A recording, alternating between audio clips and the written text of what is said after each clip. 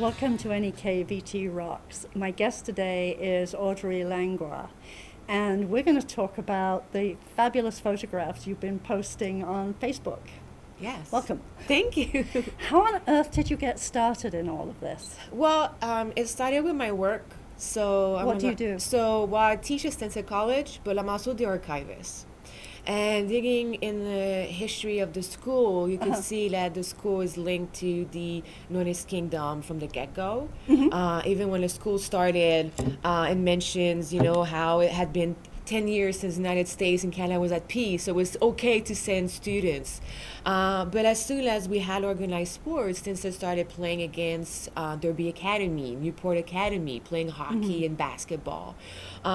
So schools that I had never heard of, at that point I was already living in Newport. I'm like, what are these schools? So I started digging in the history of the region, and as I got interested in the history of Stansted and BB and Rock Island, and I noticed how close both communities were for many decades. Right. Having, joint activities, joint parades. Yep. That the border did not quite exist like Exactly. it does now. And so, yeah, it fascinated me. And as I moved, obviously, to Newport, my husband is from Newport, his family is from here, and digging into his family's history as well. And that's how I got started. And I'm a history teacher, so history, in general, already, it fascinates me, so that's how I started. And then you somehow arrived in Newport. Yes. And started collecting. Yes, I just started looking around and finding pictures, finding old postcards, finding them online as I was looking for stuff for Stanford College, but then looking and finding people were selling postcards, CDV, which is old cabinet photos from Derby Line and Newport. Sometimes there's no name, but I thought someone needs to collect them, and going to estate sales and people, you could see that people were collecting back then, holding on to memories, and their descendants were not that interested, and I'm like, if I don't pick it up, well, it's going to end up in the trash, and I didn't want that. So several months ago now, you started posting on Newport, Vermont Rocks, which is a Facebook group. Yes. And it started with just one or two. Yes. And then were you surprised how much interest there was? Yes, I was a little bit afraid at first. I was also afraid of you because I was like, okay, is she going to allow me? Right. Because, it hadn't been done. I know obviously Scott Wheeler was posting once in a while about the Northland Journal. Yeah. So, but I was just testing the water. There was a group for the Eastern Township, called Eastern Township Roots.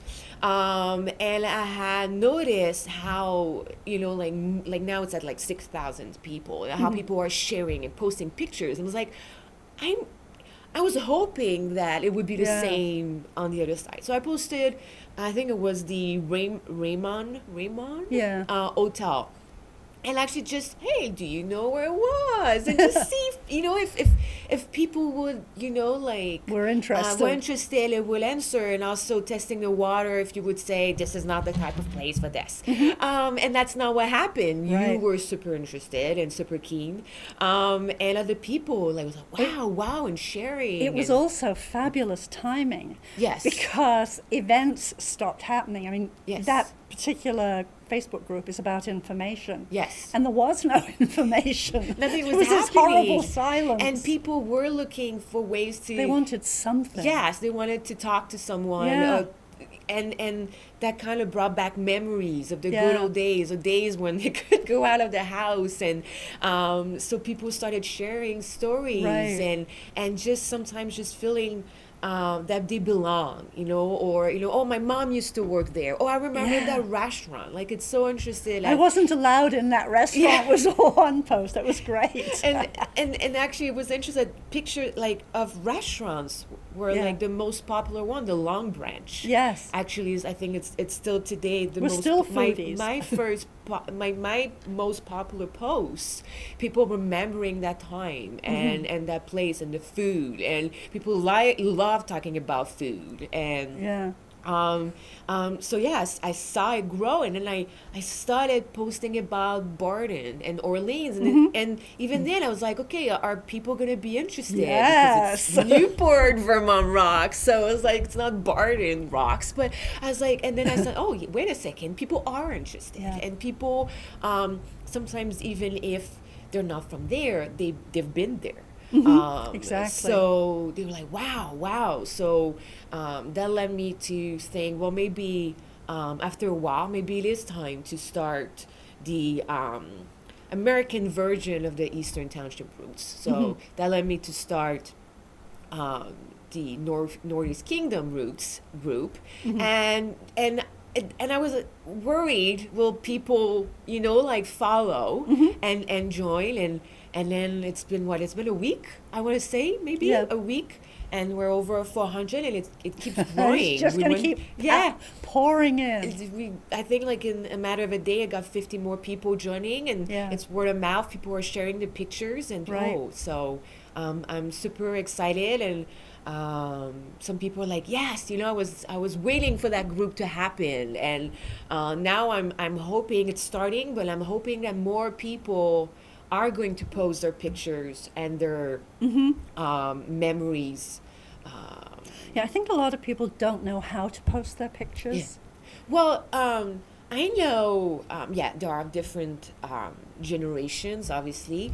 Me, I just have so if you're technology savvy a little bit, there are free apps, scanner apps. So I just downloaded a scanner on my phone for free, and I just scan the pictures on my phone. So you're doing most of the lifting from other places on your phone? Yeah, so when I went to the Newport Historical Society, I just had my phone, and I didn't need to use a big scanner, or I just had my phone and was scanning them on my phone. So that's what I was doing. So if you have pictures and you have a cell phone, you're a little bit tech savvy, you can just do that. It's very easy to find. If not, some people are just taking pictures of their pictures, and that's fine too. That works as well. And you just, you create a post, you just click photo, and you go take it from your computer, and that's what you do. So. Right. There are quite a lot of people don't have high-tech cell phones up here because in so many of the areas they don't work. I mean, you and I live pretty geographically close. Well, you know where I live. I have crappy cell phone service. Right there. Well, they can always I know. I went to the Newport Historical Society. So if people do have a lot pictures they want to share, they can even contact me, on Facebook, and I don't mind, doing it for them, and I know that people can, would be probably willing, to help out. They might know people that can help them too. So I've seen people starting to share as well, and I say, please do. It's not just my group. It's not just me posting pictures. Please go post. ahead, and even sometimes if you remember something and you don't have a picture, tell your story, and someone might have a picture of it, and then we'll post it in addition to it. So stories about your time at the Sacred Heart, school, and or all the activities throughout. I would bet people who are sort of doing ancestry kinds of things, genetic. Gene Pool would be really interested too. Do you have a photograph of X? Yes, and I've actually I'm on an ancestry, and I've been looking at pictures of people that used to live in Newport a long time ago, and actually I posted a picture of a family early 20th century, and Scott Wheeler was like, this is my great-grandparents. I didn't know. And then someone else from his family was like distant cousin. It was like, hey, me too. We're related. Yeah, we're related. Everybody up here is related. Or even having digged into, genealogy in Quebec a lot. I'm amazed at the amount of families that moved from Quebec. Well, I knew that because I teach Quebec history. So I knew a lot of Quebec families had moved to Newport and Derby. But a lot of people don't know that. Because they're third generation or fourth generation. They may have a last name that's French, but they don't necessarily know that they come from, like Quebec. Or why they moved here. Oh, why? Why? Because everybody moved here for a reason. Yes. So that's also interesting, like the French connection, a little bit of the area. In the days when there was no border. Yes. Well, like, I was reading recently about, it was Labor Day, and we used to have a procession that would start, I think BB, and then go to Stansted, and then they would cross the border, and then it would end up in the park, and then we would have like a lot of activities, like for both communities. A baby competition, who was the most beautiful baby, but there was no issue with crossing the border at the end of World War I, World War II. We had joint celebration. Probably until 9/11. Yeah, well, probably. It started slowly but surely, but yes, I'm assuming 9/11 was the first time, and obviously right now it's the same thing. It's very sad right now.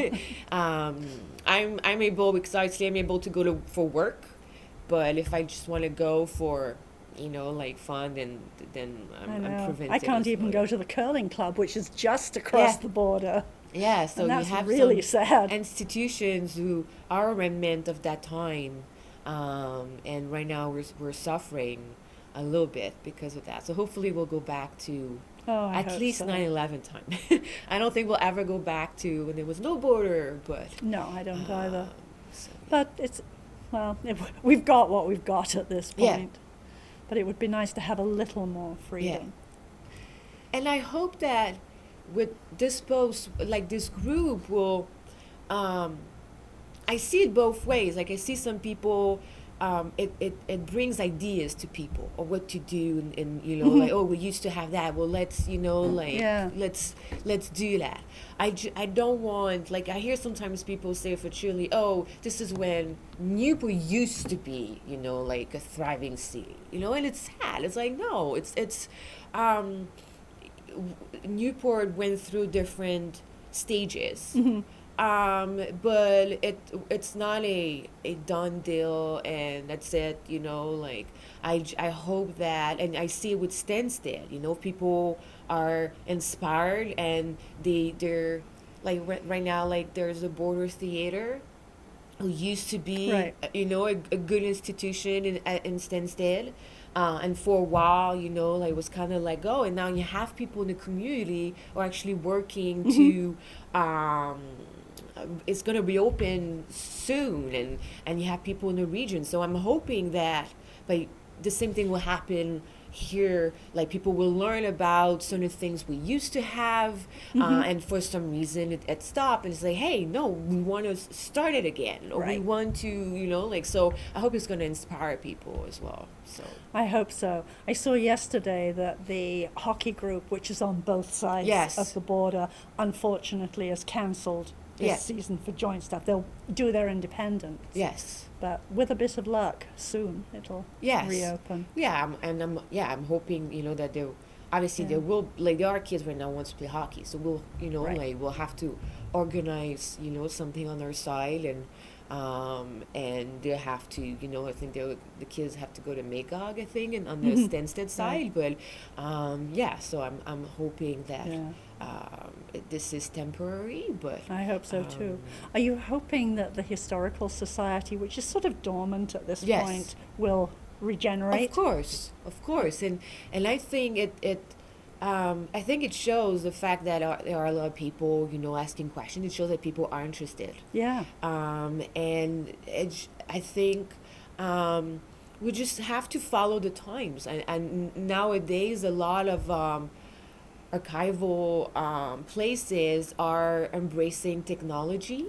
I know that I know it's the case in Vermont. You see more and more historical society post, like scanning their pictures, posting them online on different sites, Flickr or know, and some newspapers are starting to be scanned as well. And I see that in Quebec as well. So I see in Quebec you have that, and sometimes I don't put everything online, but that's the way to grab people's attention.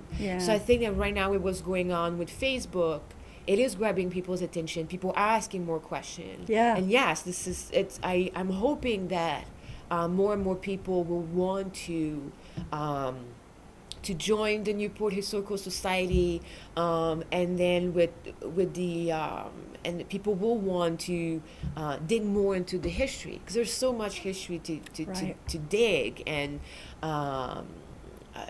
it's fascinating. I don't have the time to do you can't do it all. Cannot do it all, and I wish, and sometimes like I find a topic and I just dig into it a little bit, and I'm like, oh my God, there's so much, but I'm like, I cannot, then like obviously, like, this is a pastime of mine.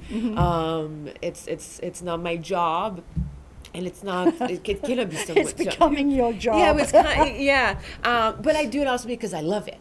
Right? So at the end of the day, it's my passion. I'm home and I'm enjoying it a lot. But yes, I hope, like, that we get more people, and people want to get involved, and people want to dig, and like, it's just a walkthrough of the town and say, hey, this is where there are also several other people in town who I know have large collections. Roger Cartier is one. I think Paul Manette, who's the mayor, also has a collection, and it would be great if they would connect with you. Yes, and I know, right now I know there are some people, and honestly I don't remember the names, I'm sorry, but I know there's someone that has a big collection, was very involved with Barton, for instance, and he started posting his pictures, which is great. Oh, good.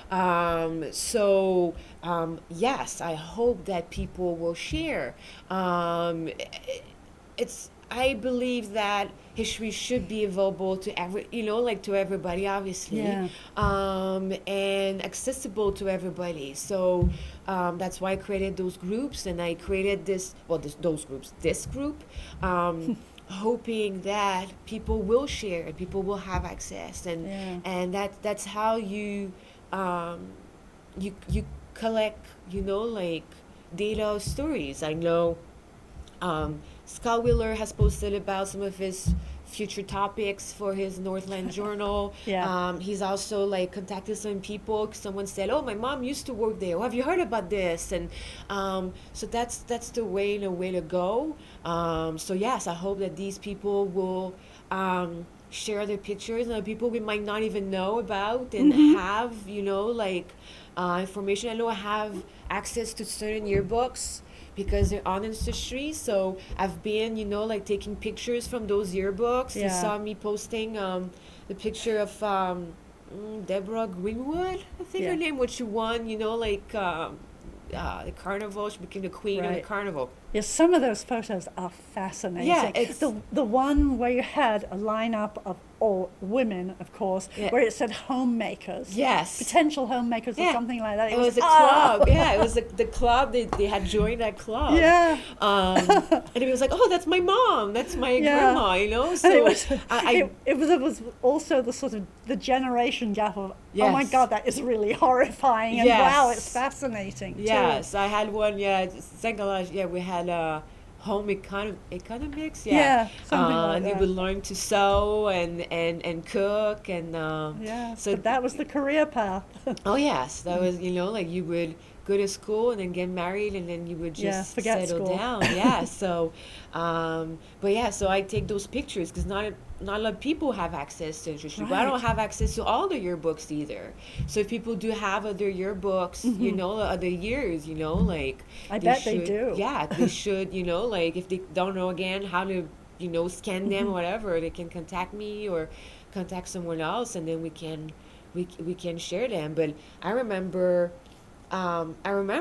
finding some old, I want to say Lake Region yearbook, and I didn't even know like a while ago, and I didn't even know what to do with them. I was like, okay, who do I give them to? Who do I, so now people hopefully will know that there are people who are interested in the history, and that if they have stuff at home and they're not interested, they can, or give it to this historical society, which still exists today, or like me, Scott Wheeler, or all the other people on the group who are interested, but they should be shared. Yes, and a lot of people truly have no idea what to do with stuff in that way. If they're new to an area and there's a load already in the house, what do I do with it? It's not my history. Yes. And even if it was, I'm not a collector. What do I do with it? Yes. Even like sometimes someone will have an estate sale. Yeah. And then they'll think of selling, like the furniture and the dishes, and but then they'll end up with old pictures or postcards or papers, and they'll be like, well, nobody wants that. Yeah, what do I do with it? And I'm like, wait, like, so don't throw that stuff, like. So sometimes when I go to estate sales, do you have papers? Do you have postcards? Because I don't want them to just throw it out. But yes, for sure, if you find those, there'll be people that will take them. We have the Historical Society has, a room to store it.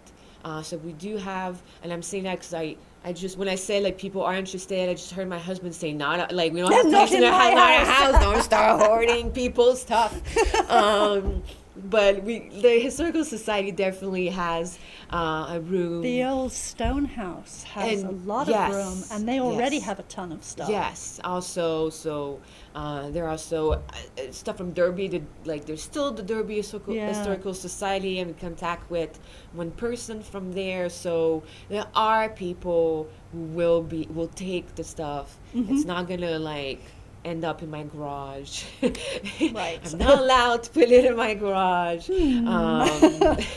But yeah, so people are interested. So obviously, yes. And I think that now people, and I've heard some people too, Terry said, I remember someone said, I have pictures in my house. I'm just going to have to find them. I was like, please do. I saw somebody post that he'd just moved into a house on a particular street, and he immediately wanted to know, did somebody have a photo of that house in the past? I don't think he got a response because it's not an old house. So. Yeah, but some people, our group is actually is still growing. It's very, like I said, it's a week young. So, but on the other side, I've had people commenting, hey, I just, I live here or I'm working here. Do you have do you know about that place? And people were able to answer and give information and give pictures. Right. So I think that as we grow, there will be more and more people that will be able to answer, and or people that will ask and they will have an answer. Not really, because I don't know everything. I'm right. I've been living in Newport, I'm going to say 6 years. And I've been I've been teaching extensive for 10. So I'm gathering information, but I'm still in the young side of things. But other people have been able to answer because people know. I would post a picture, even when I posted a picture of the Long Branch, people was like, "Where was that?" And I was like. And I didn't know at first. I was like, okay.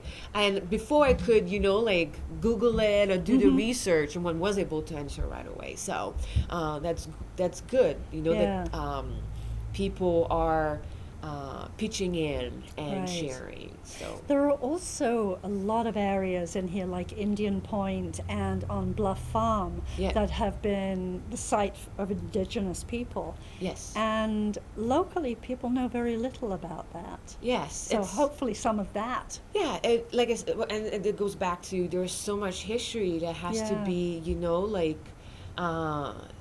digged and researched for sure. And once you tell people about that, people are fascinated. I think just the fact that there were 4 hotels running in Newport at one point, we're like, what? you know, like, really, we had that demand. It's like, yes, we had not that only demand. that, those buildings are no longer there, but I don't remember reading that there was a big outcry when those buildings disappeared. So there's been change on the street, and right now we're horrified if there's any change on the street. Yeah, well, sometimes it's fire. Like, fire was like a big culprit, like everywhere, like a lot of stuff burned down. You know, like, I'm pretty sure a lot of people are looking at Montgomery Ward, you know, like on the building and not even knowing what it stands for. Right.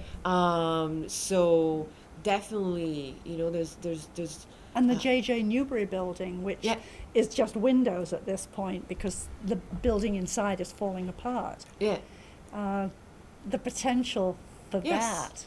And there's so much history that you could rotate, you know, like the history that's shared, you know, or posted, or so you know, like when we have you know, we're celebrating, you know, like Newport, like you know, like when it's Newport Day, you know. Well, Newport Day is synonymous of yard sales, but you know, we could add a little historical dimension to it, and people, like when we had last year or 2 years ago, like it was a big anniversary, and we had like centennial, the centennial, and people were interested to see, you know, like people dressed up and the boats, and so you know, like there's a lot of room for, you know, like activities and display, and we just need to we just needed people to get on board and be like, yes. And